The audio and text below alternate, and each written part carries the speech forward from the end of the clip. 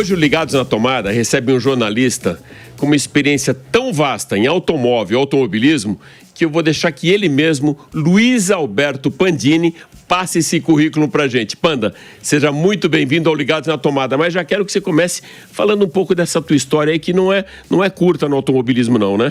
Não, começou em 1988, eu estava no segundo ano da faculdade e o meu primeiro emprego foi na Interlagos Editora, que era de um cara chamado Luiz Carlos Lima, que tinha escrito um livro sobre o Nelson Piquet, outro sobre o José Carlos Patti. E o sonho dele era colocar na banca uma revista de automobilismo chamada Veloz, um anuário e uma revista de automobilismo. Trabalhei 1 ano e meio para ele, coitado, quase não tinha dinheiro, mas foi uma bela experiência, cobrindo minhas primeiras corridas, tanto regionais quanto nacionais, e aí eu trabalhei para algumas outras assessorias, revistas também, até entrar no Jornal da Tarde em 91.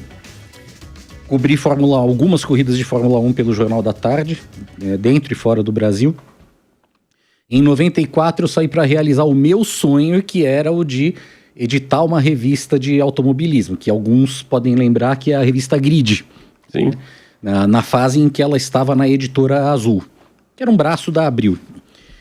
A Grid durou, a partir do momento que eu entrei, uns 2 anos. Quando ela acabou, eu fui para 4 rodas, da 4 rodas para revista Carro, da Carro para Auto Esporte, e aí eu abri a minha agência de assessoria de imprensa, de comunicação, e no começo eu tentei até ficar longe de corrida, de carro. Não dá. Não, eu queria assim, na época, né, 8, 9 anos de carreira, eu não queria ficar marcado como um jornalista que só sabe fazer aquilo. Até consegui durante uns 2 ou 3 anos, mas as pessoas lembram de você encontra com alguém, algum cliente teu é da área, então não tem jeito. Aí voltou tudo, aí eu desisti de brigar contra o destino. Sabe que a gente quase se encontrou. Quando fechou a revista Grid, eu comprei os direitos de Ângelo Rossi, que era o dono da Editora Azul, e tinha até 2, que eu acho que eram dele, Peixes e Azul. Não lembro bem como era essa história. A Peixes, a Editora Peixes, ela surgiu depois da Azul. Foi depois da Azul. A Azul e abriu a Peixes, não sei se com os mesmos sócios, com outros sócios. O que eu me lembro, pode ser que eu esteja falando alguma besteira, é que a Azul, ela era um braço da Editora Abril. A Abril, ela colocava na Azul os títulos que para os padrões da Abril não eram muito rentáveis. E aí acho que eles desfizeram a sociedade, aí o Ângelo Rossi criou a Editora Peixes. Foi isso, aí eu criei uma revista, começou como Grid Indy SBT, que tinha uma parceria com a SBT por causa da Fórmula Indy, inclusive tinha campanhas da Jovem Pan até hoje, eu mostrei um disso para Fernanda Carvalho, tinha campanha da Jovem Pan, eu tinha uma parceria com a Jovem Pan nesse ano, que foi em 1996, e depois transformou Speedway, que tem até hoje o anuário. Mas hoje, dentro da assessoria, ou seja, aquela história, a gente é picado por aquele vírus do automobilismo, não consegue se afastar mais. Você faz um projeto muito legal junto a Stuttgart, que eu já tive em alguns deles, quero conhecer. Um deles, que é uma vertente disso, junto à Porsche, era o Porsche Clube, que eu tive o prazer de conhecer com o Antônio Hermann, o Tonico Hermann, me levou para algumas etapas, era muito glamourizado. Mas hoje, dentro desse projeto de Stuttgart, vocês têm o Track Day. Então, eu queria até que você desmistificasse alguma coisa, Panda, que muita gente fala, não, essa coisa de cada um ter seu carro, ir para a pista, é seguro, não é seguro. E eu sempre coloquei, inclusive aqui na Jovem Pan, já fiz uma matéria até para o Jornal da Manhã, falando que se você tem um circuito controlado e se você tem monitoramento disso, você tem uma ambulância, enfim, tem algumas coisas desse ambiente para se tornar um ambiente controlado que é muito seguro, e aí sim, é mais seguro ter isso do que o cara ficar com o carro acelerando na rua, tá certo? É certíssimo, é isso mesmo. No caso do Porsche Clube e também da McLaren, né, os eventos de pista, eles são, a estrutura deles é praticamente uma estrutura de corrida. Tem cronometragem oficial, tem regulamento específico muito rígido. Então, se o cara fizer alguma coisa que... Temos o Sérgio Berti como diretor de prova. O Sérgio Berti é o diretor de prova do Porsche Clube. E o Serjão é muito respeitado, né? Então, Não, CBA, Fórmula 1, já fez de tudo na vida também. Exatamente. Então, o Sérgio Berti é uma autoridade lá dentro. Se ele vê algum piloto fazendo alguma coisa... que não é nem maldade, é inabilidade, ele para o cara chama, e aí nós temos vários pilotos instrutores, Beto Gressi, Rodrigo Ranachiro, Maurício Sala, e a gente pede para o piloto instrutor orientar aquele participante. O cara só vai falar diretamente com o Sérgio se for algo realmente mais sério, entendeu? Mas a gente nunca teve no Porsche Club, nem nos eventos da McLaren, que na McLaren é o Born on the Track, né? Nunca teve nenhum incidente sério, nunca teve nenhum incidente grave. Às vezes alguém dá uma rodada, alguma coisa assim, claro, acontece, tá todo mundo ali tentando virar limite. E também por isso o Porsche Club e a McLaren também, eles promovem muitos passeios por estradas. Então, quem quer correr, tem os track days. Quem quer passear, tem a gente chama de road tours, porque é um passeio cronometrado, né? E o cronometrado é simplesmente para ter uma brincadeira, um gosto de competição. Então, na estrada é uma prova de regularidade, sempre respeitando o limite de velocidade do percurso. E aí o pessoal fica feliz porque recebe um troféu. Isso vale tanto para a Porsche quanto a McLaren? Os dois têm esses formatos? A McLaren não tem. A McLaren faz só os track days e os passeios. No caso do Porsche Club, para você ter uma ideia, são 11 eventos que teve esse ano. Foram 8 de pista e 3 road tours. E como faz para a pessoa, para o proprietário de um McLaren ou de um Porsche se inscreverem num evento desse como o Track Day? Normalmente o Porsche Club tem um cadastro grande, né? Abre as inscrições normalmente com um mês de antecedência e já é meio automático. Quem tem interesse em ir para a pista ou ir para a estrada já fica meio ligado. A gente divulga o calendário do Porsche Club logo no começo do ano, em fevereiro, começo de março, no máximo. E no caso da McLaren são menos eventos. A gente faz 1 ou 2 de pista por ano no máximo. Por que isso? Porque tem muito Porsche e tem menos McLaren. Então não adianta você fazer um evento por mês, porque o McLaren é um carro bem mais caro. Então tem menos carros aqui no Brasil, a marca que está aqui há pouco tempo, chegou em 2018. Então tá no começo. Mas o Porsche Club também começou com 4 eventos por ano e hoje tem 11. Panda, sabe que eu tive num desses Porsche Club, vai fazer mais de 20 anos com o Antônio Hermann, e eu saí de lá deprimido. Saí numa depressão profunda, me senti muito pobre, mas muito pobre. Estavam junto comigo lá no mesmo evento e na mesma mesa. O irmão do Abílio Diniz, o Alcides. O Sidão, o Alcides Diniz, Totó Porto, banqueiro. O Ferreira, que era dono da Bombril. Ronaldo Sampaio Ferreira. Um presidente do Citibank. O diretor-geral da Rolex aqui no Brasil. Ou seja, o PIB da mesa, eu estava numa pontinha que eu achei, já esses caras vão me expulsar daqui. Mas eu sempre vi esses eventos, assim, não só pela competição, glamorização, mas também um excelente evento para negócios. Era um verdadeiro B2B, parecido isso que hoje o João Dória faz com o LEED. De maneira orgânica, o Antônio Hermann e o Porsche Club conseguiam reunir empresários do setor que, claro, tinham Porsche, gostavam de participar das 1000 milhas, né? Então eu sempre achei muito legal. Você falou de McLaren, eu sempre tive uma dúvida, eu acompanhei, você começou a acompanhar automobilismo em 91, eu comecei um pouquinho antes. Como jornalista. Como jornalista. Como fã em 78. Eu vi essa história, com 11 anos de idade, vejam só. Eu como jornalista em 86, a minha primeira prova foi aquela, quando a Hungria entrou para o calendário da Fórmula 1, que teve aquela ultrapassagem espetacular do Piquet sobre o Ayrton dando o troco e depois o Piquet dando o dedo, mandando um sinal muito carinhoso para o Ayrton, né? Que foi em 86 no GP da Hungria. E eu lembro muito bem que quando já tinha história da Lotus, que para mim era muito especial por causa de John Player Special. Eu lembro até que o moleque tinha aquela latinha que vinha com 50... Não fumava, mas eu adorava ter. A embalagem era muito bonita da latinha do John Player Special. E depois McLaren. McLaren, para todos os brasileiros, remete muito a Ayrton Senna. Né? Imagina, os 3 títulos do Ayrton com McLaren... Uma McLaren que em 1988, das 16 provas daquela temporada, venceu 15, né? Ainda mais aquela estrutura, você deve lembrar, com Osamu Goto e o seu exército dos japonesinhos lá, que só eles mexiam no motor. Enfim, uma era campeã de Ayrton com McLaren. Hoje, McLaren de rua, você também cuida disso aqui no Brasil. de alguma maneira te remete a esse consumidor, esse cara que é um McLaren, ele consegue trazer alguma coisa de Ayrton Senna, ou invertendo a mão, o legado de Ayrton, ele consegue vir das pistas para a rua? Vem nos dois sentidos.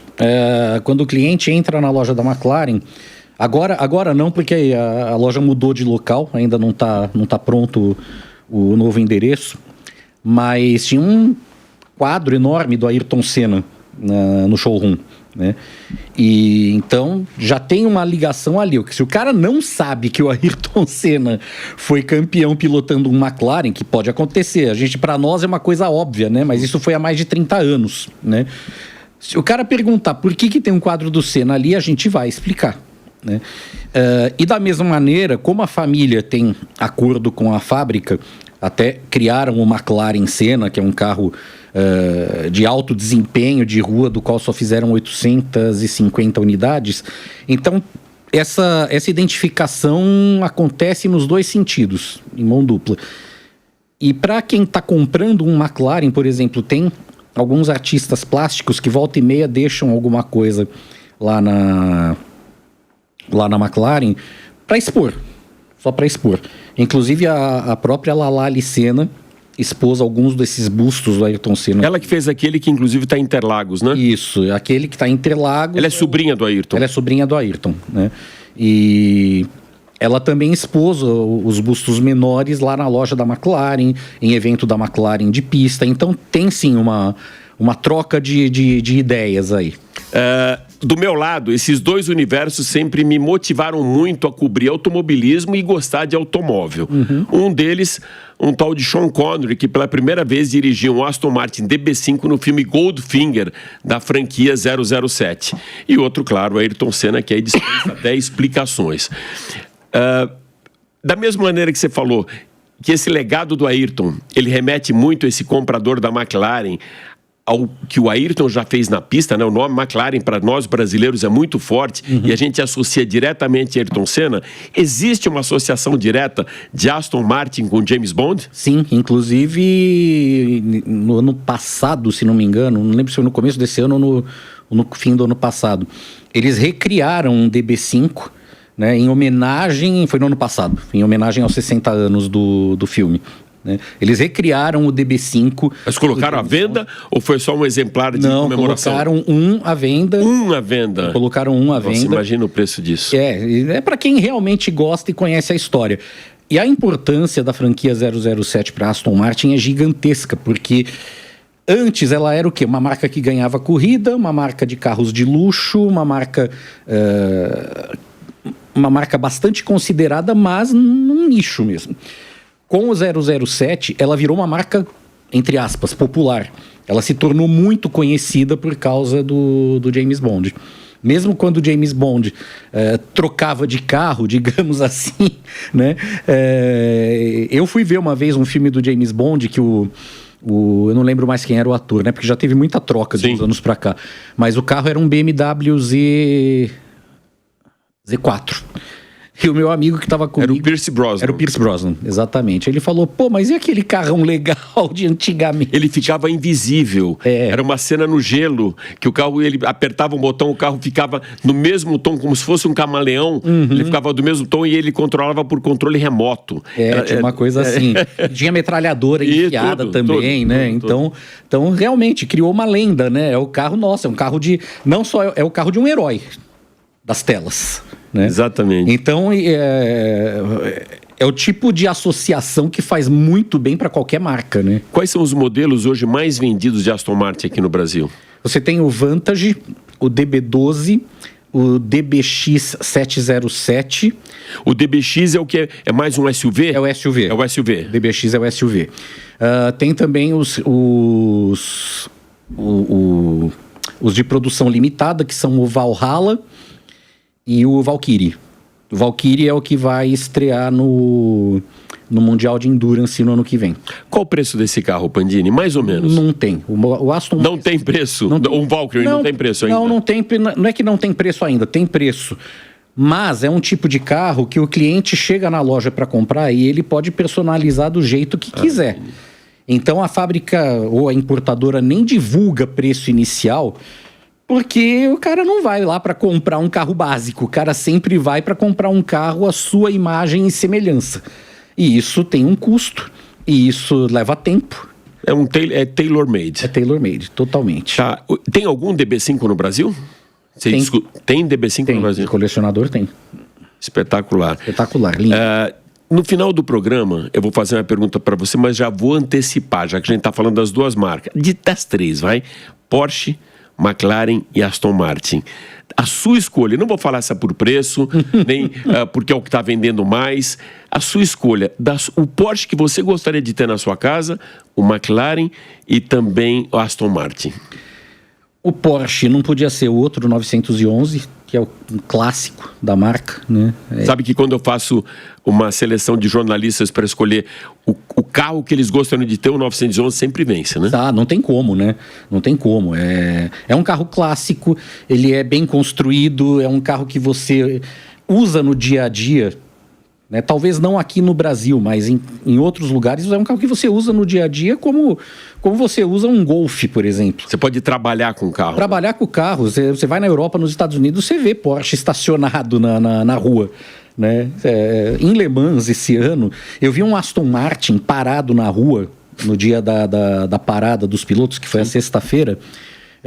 O carro era um Aston conversível parado na rua com a capota aberta.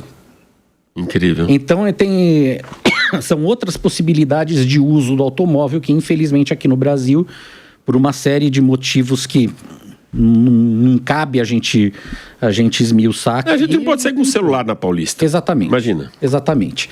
Então, respondendo a sua pergunta, Porsche 911, apesar que eu gosto muito do Boxster também, eu acho o Boxster um carrinho sensacional. Sabe quem me ensinou a gostar de Boxster, do 718? O Denner Pires. Um dia eu fui testar esse carro e pedi para ele todas as especificações. Ele falou: Alex, você gosta de Porsche? Eu falei: gosto. Mas vamos tirar o lado de performance, de potência, de vencedor. Você vai ficar apaixonado por esse carro, porque ele é muito equilibrado por ser motor central. Então é um carro que proporciona um equilíbrio muito grande e ele consegue trafegar nesses dois universos, da potência e da mobilidade urbana. E acabei gostando do 718 exatamente por causa... Eu achei assim... Para o cara que não é um profissional da aceleração, o 718, ele se encaixa melhor. Sim, mas hoje em dia o 911 também, né? É que na década de 60, de 70, realmente era um carro que exigia uma certa habilidade do motorista ou do piloto, porque era um carro com motor pendurado na traseira, tinha uma tendência muito forte a sair de traseira, né? Não tinha eletrônica para ajudar. Com a introdução da eletrônica, o carro ficou mais dócil para quem não é piloto.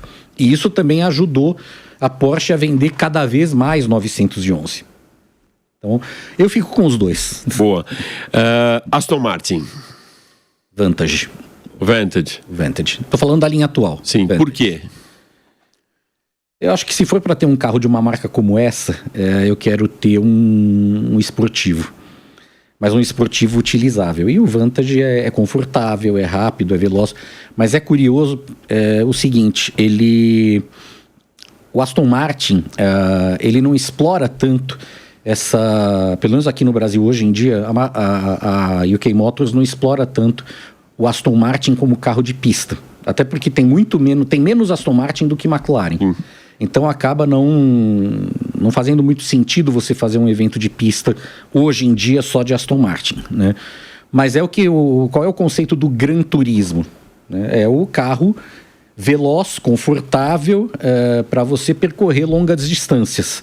Até quando eu traduzo os comunicados para a imprensa, às vezes eu tenho que mudar totalmente o texto, porque, por exemplo, a McLaren, quando lançou o Artura, no release falava, é um carro para cobrir distâncias continentais. Sim, continentais na Europa. Aqui na América do Sul não rola, né? Então, às vezes, você tem que fazer essas adaptações. E dos produtos atuais da McLaren... Desculpe. Dos produtos atuais da McLaren também seria o Artura. Não seria o McLaren Senna? O Senna não é mais fabricado. Eu não sabia. Ele... Tem. Porque eu lembro que até o Bruno Senna ficou com um deles, né? Isso, não sei se o Instituto ou ele, mas... A família ficou com uma unidade. O Bruno deve ter também, porque ele é piloto de... Ele desenvolve os carros de rua da McLaren, né? É embaixador da marca. Mas foram feitas 850 unidades. E isso, acho que se esgotou. E a última, acho que foi vendida em 2020, 2021 no máximo. Então, é um carro legal? É um carro legal, mas é muito... Esse é um carro puramente de pista, apesar de ser homologado para rua, é um carro puramente de pista. Então eu quero, para andar na rua, eu prefiro algo um pouco mais dócil, sabe? Aí eu ficaria com a Artura. Panda, vou virar agora um pouco a chave para a eletrificação, até de uma história que já aconteceu há algum tempo, que até das marcas premium super esportivas estarem virando a sua chave para a eletrificação. A gente vê isso na Porsche, a gente viu isso em algumas outras marcas premium, inclusive na Ferrari, que eu imaginei que nunca fosse sair daquele V12, V8, V10, enfim, aquela história toda, e também já tem produto eletrificado.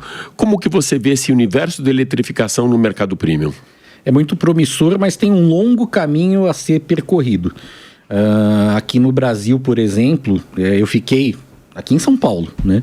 Eu fiquei com um carro elétrico durante uma semana no fim do ano passado e eu posso dizer que foi um sofrimento, porque carregar o carro, você precisa planejar o momento que vai carregar planejamento o carro, estratégico, sabe? Então, nem todo mundo tem isso no dia a dia, né? Eu acho que é um grande produto, mas o princípio tem duas coisas que precisam ser feitas para o carro elétrico ser definitivamente adotado como opção para mais pessoas. Uma, ter mais postos de carregamento, e a outra, o tempo de carregamento das baterias. A bateria para carregar, em alguns casos, ela demora 8 horas. Nem todo mundo tem um carregador em casa, na garagem ou no escritório para carregar o carro enquanto ele está parado, né? E para demorar menos tempo, tem que ser um carregador ultra rápido. Tem 2 ou 3 no Brasil, todos na Stuttgart. Ali o carregamento... Que já, inclusive, como cortesia de vocês, Jatilá foi muito bem atendido, aquela loja perto da Ponte João Dias, lá pro lado do Morumbi. Bastava passar a minha placa do carro, qualquer que fosse, não precisava ser um Porsche. Eu não tinha Porsche, não tenho Porsche, né? Mas me atendiam muito bem com um cafezinho e meu carro ficava carregando ali. Sempre um agradecimento a vocês ali da Stuttgart, sempre quebraram um galho, sempre tinha um lugar pronto para receber o jornalista e carregar o seu carro. Está transmitido o agradecimento, então vou passar para o pessoal da oficina. Mas então isso é uma coisa que ainda limita muito a ver uma quantidade maior de pessoas escolhendo o carro elétrico, né? Quando resolverem esses dois problemas, o tempo de carregamento da bateria, a gente está falando aqui de 40 minutos, alguma coisa assim, um carregador ultra rápido que tem 2 ou 3 no Brasil inteiro. Quando resolverem esse problema e a quantidade de postos, aí sim o carro elétrico vai pegar. A experiência é muito legal, né, cara? É muito bacana, porque o carro não faz barulho, o carro sobra mais espaço dentro de um projeto de automóvel, porque não tem caixa de câmbio, não tem sistema de refrigeração de motor. O motor elétrico é bem menor do que o motor a combustão, sim. Né? Então, realmente, é um belo produto, né? E para você ter uma ideia de como a gente está atrasado, a BVE divulgou agora que o Brasil chegou à marca de 10 mil carregadores para carros elétricos. Na França tem mais de 60 mil.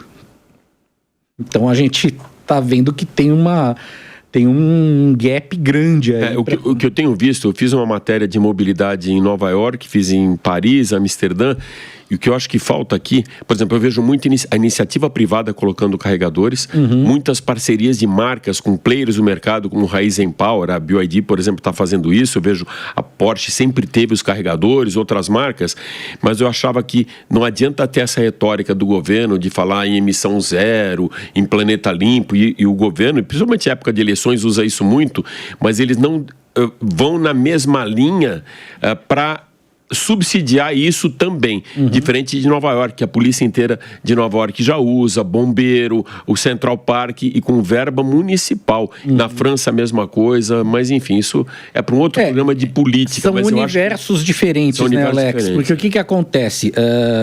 Assim como a gente tinha a Petrobras, o convívio da Petrobras com o das petrolíferas privadas, é perfeitamente possível existir isso quando se fala de energia elétrica para abastecer automóvel. Né? É só a questão de todo mundo se coordenar. Exatamente. Eles criar um pool, na verdade, onde todos possam ir para o mesmo caminho e um acabar ajudando o outro. Para encerrar, eu comentei com você no começo do programa, então agora só não vou perguntar o carro que você coloca na garagem, que você já falou para a gente antecipadamente de 3 marcas. Mas eu vou para um outro bate-bola. Você que é um purista, e eu sei que é um purista de automóvel e de automobilismo, talvez old school como eu, que gostava mais daquela época que tinha Niki Lauda, James Hunt, Emerson, Rosberg, enfim, aquela turma na pista do que a gente vê hoje. Essa, pelo menos, é a minha leitura. Eu sou apaixonado. Muita gente fala, não, são campeonatos diferentes, momentos diferentes. Uma vez eu perguntei para o Lucinho, ele começou falando assim, não, são diferentes, mas era bem mais legal. O Emerson falava, muita tecnologia, é diferente, os caras são bons, mas era mais legal. Então eu acho aquele old school mais legal. E dentro dessa linha old school, para você, eficiência energética, emissão zero, um V8, um Mustang ou um Muscle Car V8? Não precisa nem ser V8, sendo a combustão, tô dentro. Carro manual ou automático? Manual. Eu gosto do movimento de passar as marchas. Cara, o meu carro tem botão de som no volante, mas eu ainda gosto de ir lá no botãozinho giratório para aumentar ou diminuir o volume. SUV ou sedã? Sedã. Cara, é um purista mesmo. Perua. Eu acho que dá pra gente fazer um ranqueamento do purista, se o cara colocar isso, check. É um cara que entende e gosta de automóvel. Uma que eu lamento muito, né, dentro desse nosso ranqueamento, eu já nem coloco mais, porque não existe, infelizmente, as peruas. Exato. Né? A gente falava, salvem as baleias, tem que salvar as peruas também. Onde estão as peruas? E meu medo é que o sedã vá pro mesmo caminho, Sim, Panda. Aqui no Brasil tá indo porque o consumidor brasileiro vai muito pela moda. Né? É muito fácil convencer, agora o negócio é SUV. Né? Sendo que uma perua tem inúmeras vantagens que nenhum SUV oferece. Até centro de gravidade. Sim. Você consegue colocar um motor mais potente, o carro mais equilibrado. Dirigibilidade, espaço para bagagem, exatamente, sabe? Não tem igual. Eu só não tenho uma perua hoje porque realmente não tem mais em oferta. Eu teria que comprar uma perua usada. Né? Então, para mim, SUV ou sedã? Perua. Panda, sabe que na minha lista aqui a gente chegou só na metade, mas a gente vai precisar encerrar o programa, porque já estouramos inclusive o tempo, mas você vai voltar aqui pra gente falar também de Fórmula 1. A gente só falou de Fórmula 1, de Le Mans, falar daquelas coisas legais que a gente gosta de falar também. Você já teve em Le Mans, já fez muita Fórmula 1, então a gente tem que trazer um pouco desse tempero aqui pro Ligados à Tomada. Com o maior prazer. Panda, super obrigado por ter você aqui no Luiz Alberto Pandini. O currículo você vai ver no começo do programa e onde as pessoas te encontram. Você tem rede social também, Pandini? Eu tenho um Instagram que é o Pandini_LAP, mas eu te confesso que eu sou muito pouco ativo em rede social. É um cara old school de verdade. Eu sou.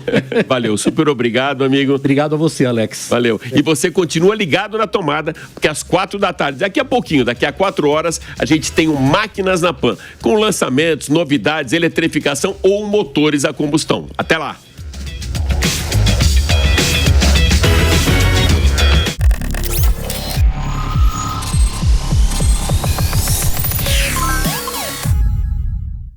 A opinião dos nossos comentaristas não reflete necessariamente a opinião do Grupo Jovem Pan de Comunicação.